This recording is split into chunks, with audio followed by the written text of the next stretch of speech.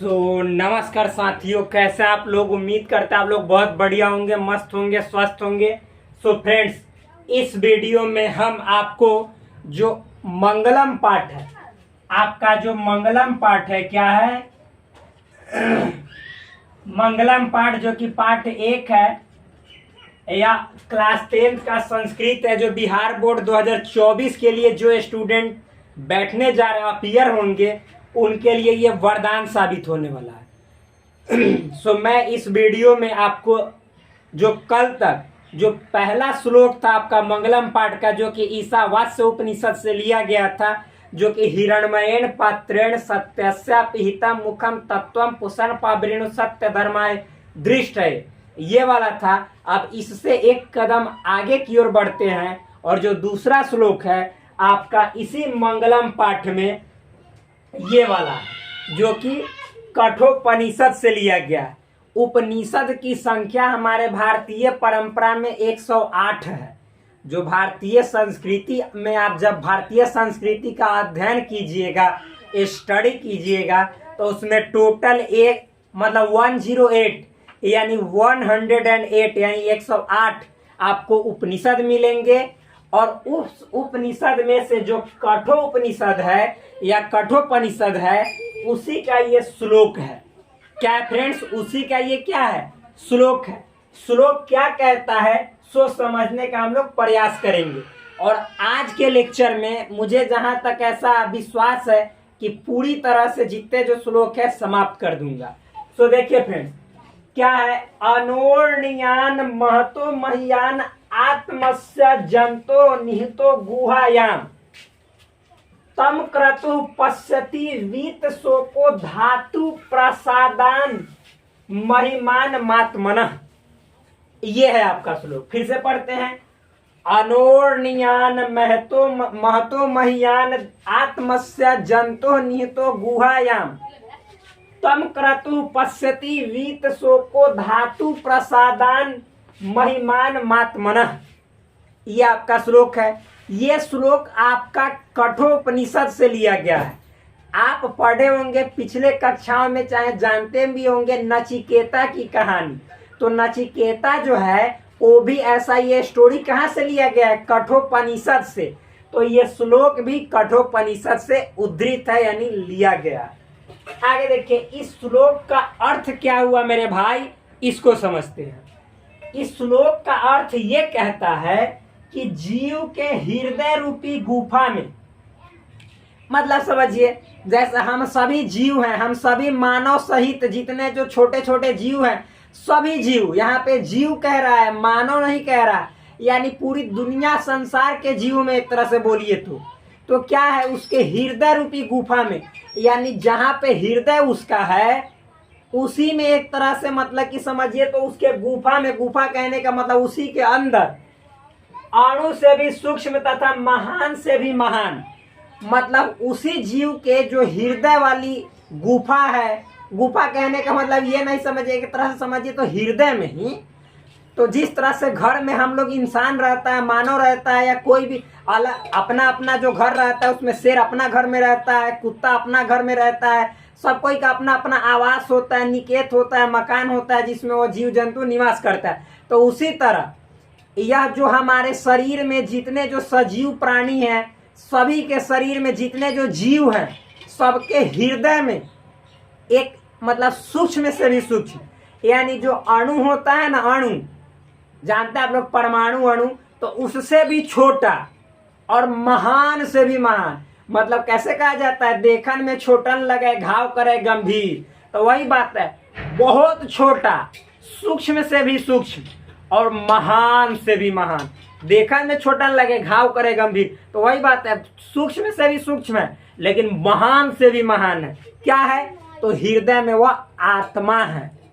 क्या है मेरे दोस्त? आत्मा। तो वही कह रहा है कि यह आत्मा विद्यमान, यानी आत्मा मौजूद रहता है। उस परम सत्य के दर्शन मात्र से जीव शोक रहित होकर परमात्मा में एकाकार हो जाता है। और ये बात याद रखिएगा, इसमें कहा जा रहा है कि जीव उस सत्य ईश्वर की दर्शन से, मतलब जब वो दर्शन दे देते हैं, यानी एक तरह से जब मतलब कि उनका सही रूप में पहचान हो जाता है हम सभी जीवों को, यानी सभी जीव, जब हम सभी जीव उनको सही रूप में पहचान लेते हैं तो पूरा टेंशन फ्री होकर, मतलब माया मोह छोड़कर, और हमारा जो ये आत्मा है जो हृदय में विराजमान है वह उस परमात्मा में मिलकर एक हो जाता है। यानी हम शोक रहित होकर, शोक रहित कहने का मतलब है इस दुनिया के माया जाल से छुटकारा पाकर आराम से ईश्वर की भक्ति में लीन होकर और उस परमात्मा में विलीन हो जाता है हमारा आत्मा, और हम दोनों यानी ईश्वर और फिर हम यानी जीव सभी मिलकर एक हो जाते हैं। तो ये इसका सामान्य अर्थ है और विशेष अर्थ भी यही होगा। समझ में? अब नेक्स्ट देखते हैं, इसी का थोड़ा व्याख्या देख लेते हैं। सो देखिए फ्रेंड्स, इसी का व्याख्या क्या है? व्याख्या भी वही है जो हमने अभी आपको बताया। सो देखिए क्या कह रहा है, इसी का जो श्लोक नंबर 2 है जो कि कठोपनिषद से लिया गया, जो कि अभी वाला जो पढ़ा है अनोरणीयान महतो मह्यान, उसी का व्याख्या। तो देखिए व्याख्या कैसे लिखा जाता है इसको समझते हैं।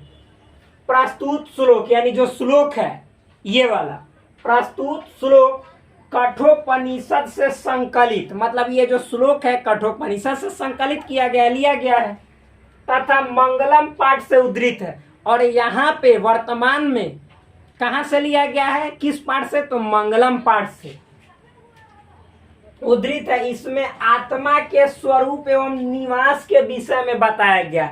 मतलब इस जो श्लोक है इसमें क्या बतलाया गया? अभी हमने आपको बताया है कि आत्मा का स्वरूप कैसा है, तो सूक्ष्म से भी सूक्ष्म, यानी छोटा से भी छोटा, बट लेकिन महान से भी महान है।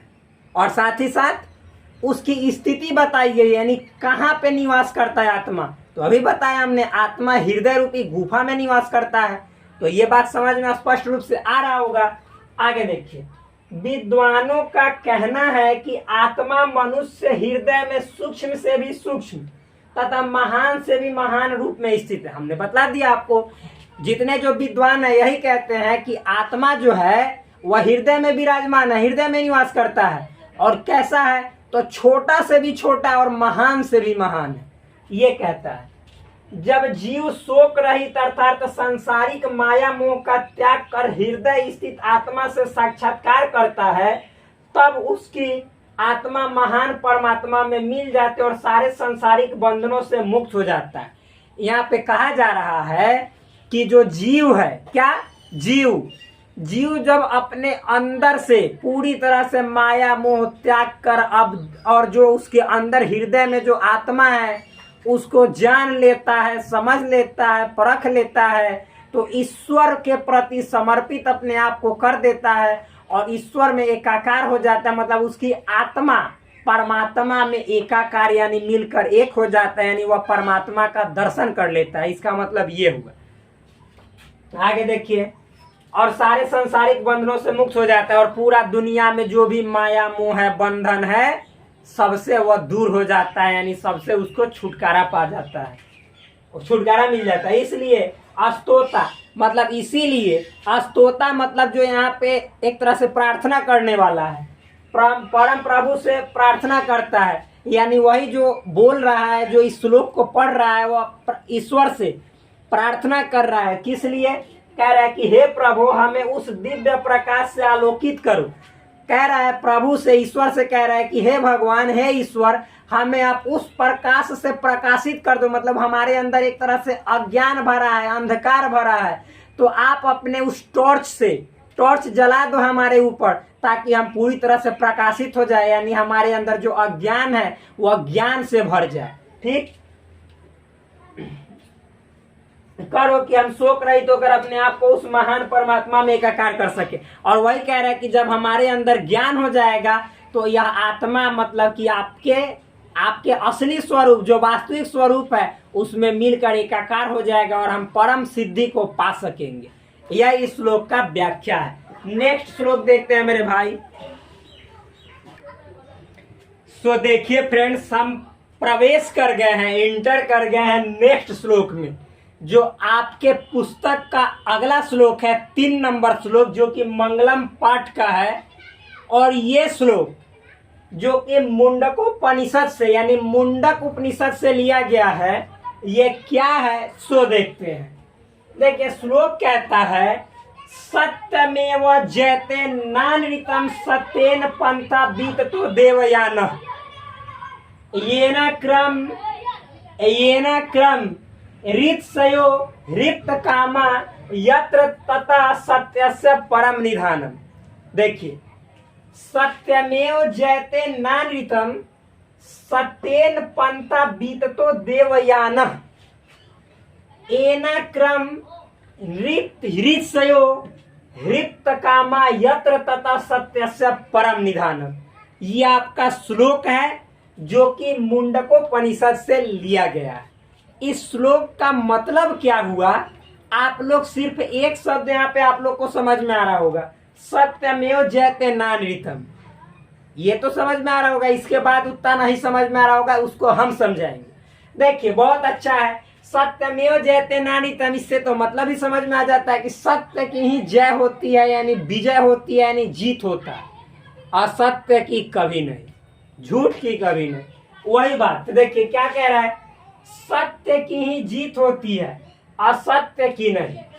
मतलब हमेशा उस पुरुष की जीत होती है जो सत्य मार्ग का अनुसरण करता है यानी सत्य मार्ग पर चलता है। आप रामायण में राम को ले लीजिए, महाभारत में पांडव को ले लीजिए, जो कि सत्य मार्ग यानी धर्म का आचरण करता है, उसी की जीत होती है, उसी की विजयी होती है, उसी का धर्म पताका फहरता है।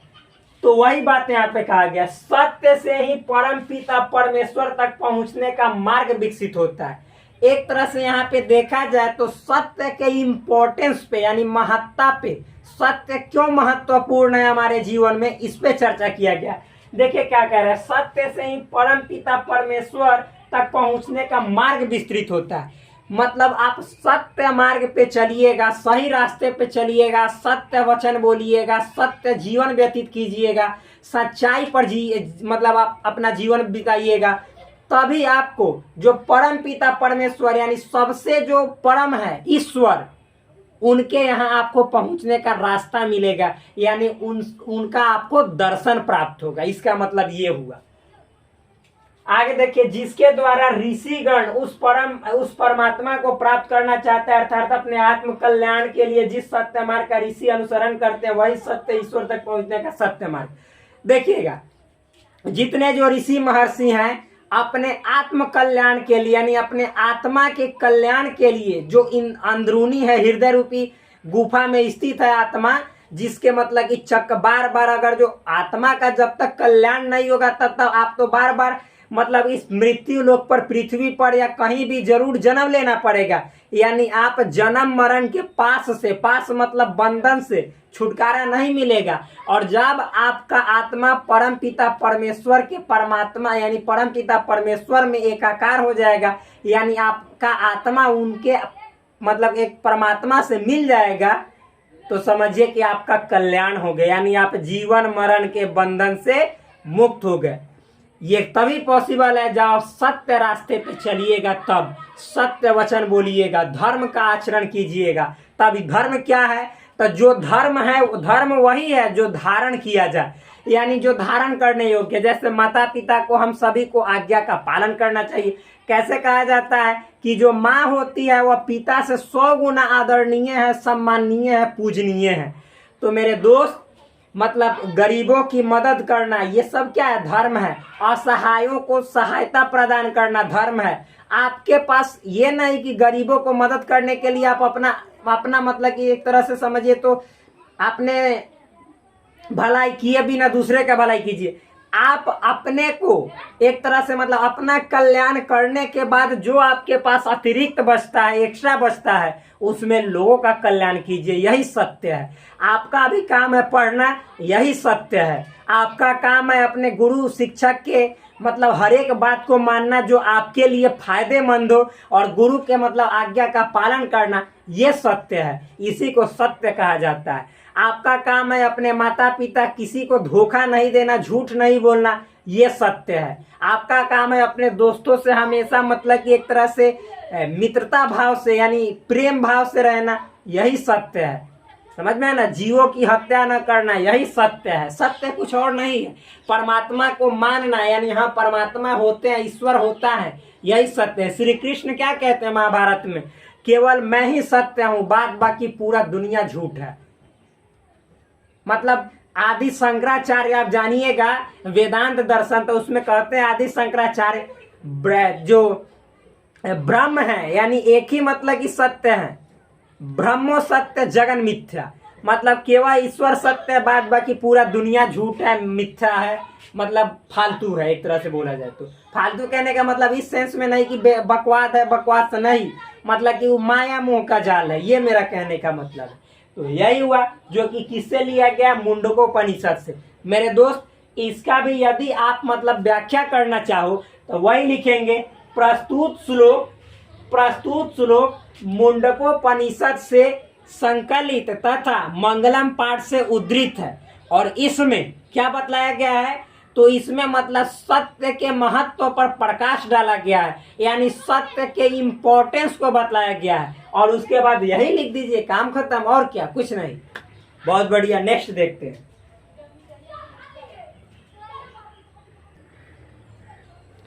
तो देखिए फ्रेंड्स, ये जो अगला श्लोक है, जो कि चौथा श्लोक है, ये भी आपका मुंडकोपनिषद से लिया गया है, यानी ये भी जो है श्लोक मुंडक अपनी उपनिषद से लिया गया। ये श्लोक क्या कहता है सो समझिएगा, एक बार इसे पढ़ते हैं। कह रहा है, यथा नद्या अस्यन्दमाना समुद्रे अस्तम गच्छन्ति नाम रूपे विहाय तथा विद्वान नाम रूपाद विमुक्त पराप्त परम पुरुषमुपैति दिव्यम। फिर से एक बार पढ़ते हैं तो समझिएगा। यथा नद्यस्यन्दमाना समुद्रे अस्तम गच्छन्ति नाम रूपे विहाय तथा विद्वान नाम रूपाद विमुक्त पराप्त परम पुरुषमुपैति दिव्यम। इस श्लोक का मतलब क्या है, इसे जानने का यहाँ पे प्रयास करते हैं, और सरल शब्दों में यानी सामान्य शब्दों में आपको इसका विस्तृत अध्ययन करने को यहाँ पे अभी मिलेगा। तो देखिए इसमें मतलब ये जो श्लोक है मुंडकोपनिषद से लिया गया, ये तो आप समझ रहे हैं। देखिए इसमें क्या कह रहा है, जिस प्रकार बहती हुई नदियां समुद्र में मिलने के बाद अस्तित्व विहीन हो जाती है, अर्थात अपना रूप त्याग कर समुद्र बन जाती है, उसी प्रकार विद्वान परम पिता परमेश्वर के दिव्य प्रकाश में मिलते ही अपने नाम रूप से मुक्त हो जाता है। ऐसे नहीं समझ में आया होगा। देखिए मतलब इसमें हम लोगों को एक शब्द नदी दिखलाई दे रहा है, ठीक, और समुद्र, नदी समुद्र दिखलाई दे रहा है, और दूसरा मतलब कि हम लोग को दिखलाई दे रहा है क्या, विद्वान पुरुष परम पिता परमेश्वर। मतलब इस श्लोक में, ये जो श्लोक है सबसे पहले तो मुंडकोपनिषद से संकलित यानी लिया गया है, और ये मंगलम पाठ से उद्धृत है, यानी मंगलम पाठ से यहाँ वर्तमान स्वरूप में लिया गया है। याद रखिएगा यहाँ पे हमारे यानी जीव, जितने जीव हैं उनके आत्मा और नदी, ये दोनों के बीच में संबंध क्या होता है, क्या रिलेशन होता है, इसको स्थापित किया गया है। जैसे यहाँ पे बतलाया गया है कि अब हम बतलाते हैं, जिस तरह से नदियां जो होती हैं बहते बहते बहते बहते जब तक वह समुद्र में नहीं मिली हुई रहती है, यानी एक तरह से समुद्र के दुनिया से बाहर की दुनिया में रहती है, तब तक उसका अपना एक अस्तित्व होता है, नाम होता है।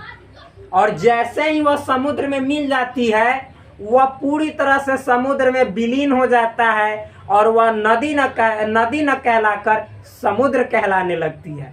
उसी तरह से जब जीव को यानी कोई भी इंसान को उस परम पिता परमेश्वर का सही ज्ञान हो जाता है, यानी एक तरह से बोले तो उनका दर्शन प्राप्त हो जाता है, तो आदमी, इंसान, मनुष्य, सारे जीव जंतु वो इस दुनिया को यानी माया मोह रूपी दुनिया से छुटकारा पाकर, और नदी जिस तरह से समुद्र में मिलकर अपना अस्तित्व यानी अपना नाम खो देती है, उसी तरह से जितने जो जीव हैं वो अपना ईश्वर में मिल करके ईश्वर का अंश हो जाते हैं और अपना अस्तित्व खो देता है। यानी कहने का मतलब है वह भी ईश्वर का एक रूप बन जाता है, ईश्वर का एक भाग बन जाता है।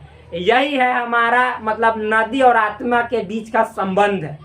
आगे फिर बतलाते हैं, श्री कृष्ण मतलब श्रीमद् भागवत गीता में अर्जुन जब श्री कृष्ण से प्रश्न करते हैं और कहते हैं कि हे केशव, हे माधव, मतलब कि जो जीव है वो ठीक जिस तरह से मतलब कि नदी के जैसा है, कि जिस तरह से नदियां मतलब कि चारों तरफ का कचरा लेती है और फिर मतलब कि जब तक वो समुद्र में नहीं मिली हुई रहती है तब तक वो अपना नाम रखती है कि मैं गंगा हूँ, मैं यमुना हूँ, मैं सरस्वती हूँ, मैं नर्मदा हूँ, मैं सिंधु हूँ, मैं कावेरी हूँ, फिर उसके बाद मैं ताप्ती हूँ, मैं कुछ हूँ। लेकिन जैसे ही वो समुद्र में यानी विशाल सागर में अपने जल को समाहित कर देती है तो अपना नाम भूल जाती है और हमेशा मतलब कि उस समुद्र में मिलकर एकाकार यानी एक हो जाती है और वह नदी गंगा यमुना सरस्वती न कहलाकर वह समुद्र का एक हिस्सा बन जाती है, यानी समुद्र कहलाने लगती है। उसी तरह से हम सभी जीव जब आपके स्वरूप को यानी आपका सही मार्ग सही दर्शन हो जाए, आपके मुख में समा जाते हैं, विलीन हो जाते हैं, तो अपना अस्तित्व खो देते हैं और आपका एक छोटा सा अंश बन जाते हैं। तो यही इस श्लोक में बताया गया है। सो फ्रेंड्स, एक श्लोक और है, हो सकता है उसे अगला वीडियो में मतलब प्रोवाइड करेंगे। आज भर के लिए इतना ही, और फिर जितने जो इस पार्ट से क्वेश्चन है जो आपके बोर्ड एग्जाम में ऑब्जेक्टिव के रूप में पूछे जा सकते हैं, उस सभी क्वेश्चंस का यहाँ पे हम एक्सप्लेनेशन करेंगे, डील करेंगे और उसके बाद मतलब ये चैप्टर को समाप्त करेंगे और नेक्स्ट चैप्टर स्टार्ट होगा जो कि है पाटलिपुत्र वैभवम, यानी पाटलिपुत्र का वैभव। That's all for today. I will meet you tomorrow. That's all friends.